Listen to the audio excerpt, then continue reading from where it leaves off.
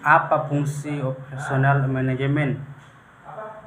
Yaitu berkaitan dengan kegiatan yang memungkinkan perusahaan untuk mengubah rangkaian input dasar seperti bahan, benefit, kebutuhan pelanggan, informasi, kemampuan, keuangan, dan sebagainya menjadi output untuk pelanggan.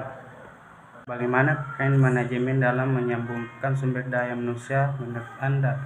Yaitu untuk menganalisa kebutuhan terhadap tenaga kerja, pengadaan tenaga kerja baru, juga termasuk pemasangan dan pengumuman lowongan kerja, wawancara teks, serta pengelolaan kontrak kerja dan mengembangkan kemampuan serta orientasi tenaga kerja, pensiun, pemberhentian.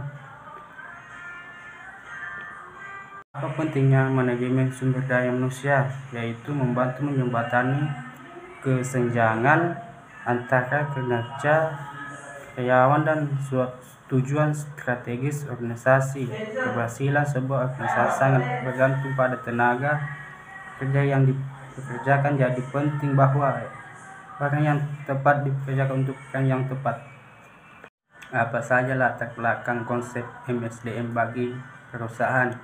Yaitu sumber daya manusia merupakan salah satu faktor penting dalam sebuah perusahaan yang mencapai tujuan dan sasarannya, karena sumber daya manusia merupakan salah satu faktor penentu tidaknya suatu perusahaan dalam mencapai tujuannya.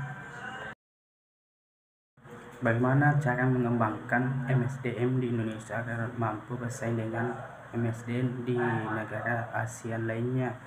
Yaitu di sini peran pemerintah sebagai penyelenggara pendidikan harus boleh memperhatikan tingkat pendidikan di daerah terpencil dan terbatas Indonesia dengan cara mengirimkan tenaga pengajar yang kompetitif dan memiliki kualifikasi, serta memfasilitasi perangkat yang dibutuhkan untuk penyelenggaraan pendidikan di daerah tersebut. Jelaskan proses dari suatu manajemen MSDM.